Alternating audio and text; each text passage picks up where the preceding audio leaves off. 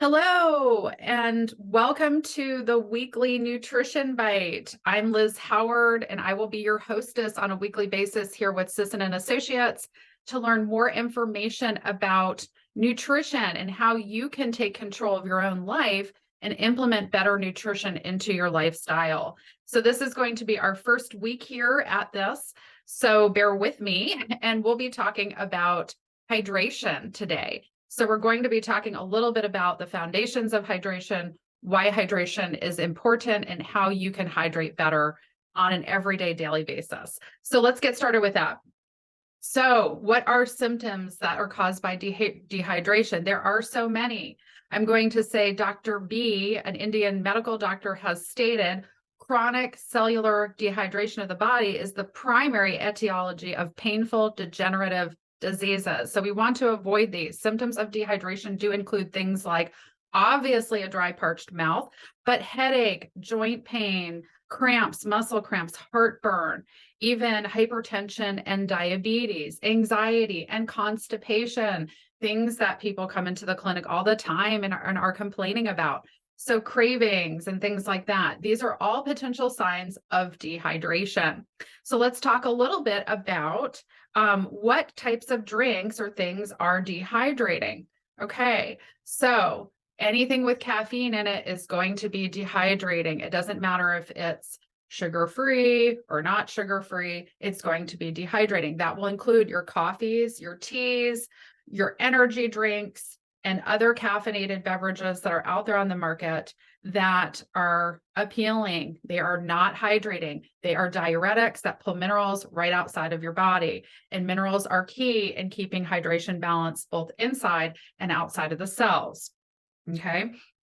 So for every decaffeinate or every caffeinated beverage that you drink, you must drink 2 times 2 glasses of water to make up for that caffeinated beverage. Okay. So let's talk about things that are mildly hydrating or somewhat hydrating. Okay. So those are going to include things like packaged juices or milks, regular milk, nut milk, all of these things can have some hydration potential. Orange juice, a V8. Okay, but they're not going to be as positive as things that are on the fresh side. Those are going to be your most hydrating options. So let's get into the most hydrating options. Those are going to be your fresh pressed vegetable juices, even some fruit juices, especially things like lemons, limes, citrus. They can have an extremely hydrating potential. And things like coconut water, they have macro minerals in them as well as trace minerals. We spoke a little bit about earlier about how those electrolytes or minerals are really critical to balancing the electrical potential in and outside of the cells. Okay, so all of these minerals that are involved are going to provide electrical potentiation in the body. That's going to be important to maintain heart rhythm as well as neurological connections and other types of things, nervous system, brain system, all those different activities, metabolism. So you need the minerals for hydration, and they go on to do these other specific duties or perform these other functions in the body. Okay. So let's talk a little bit more about where you can find healthy water when you're out and about. Where can you find the most hydrating thing possible or the most hydrating water on the market? A little bit about bottled waters. You want to investigate them. I tell people that you want to kind of stay abreast of some of the emerging information. These companies are constantly being bought out by other companies, but things like Fiji water, Essentia water, Menehune water, they're coming from protected aquifers or known sources. When they're bottled in France, France has very, very high standards for water quality.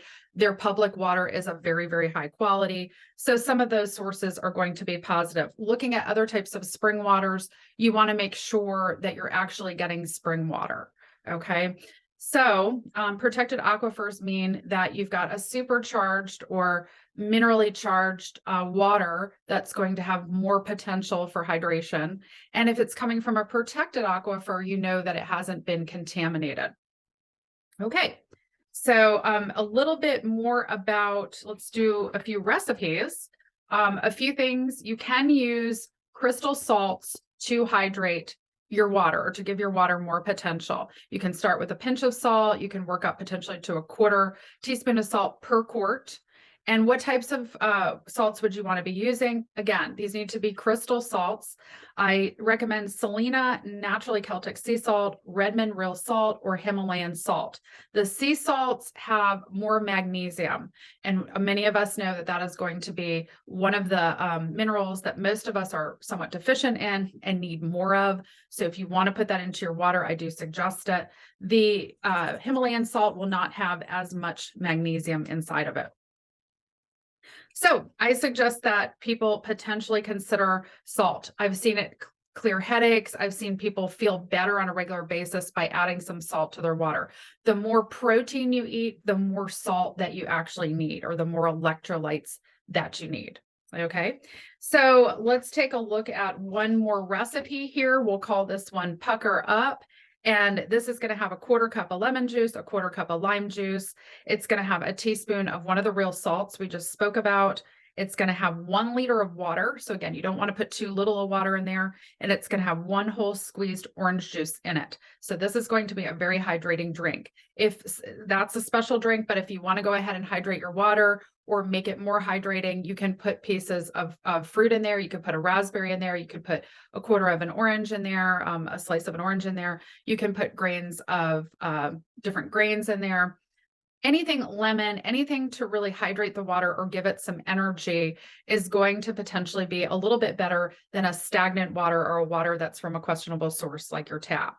Okay, if you're looking for choosing affordable filtration systems, I recommend that you go to the Allergy Buyers Club online and take a look at some of the different systems there. And those will help you to find out what type of filtration system might be positive for you. There's charcoal filtration, ozone, and ultraviolet filtration, reverse osmosis, distillation. Read more about those, find a good source about reviews for the company that you're buying from, and make some choices. I hope that this nutrition bite has found you well and hopefully craving for more. If you'd like to visit me at Sisson and Associates, you're welcome to. You can schedule a free discovery visit for me by calling 804-493-3256. And I wish you the best, and I will see you next week. Thank you so much.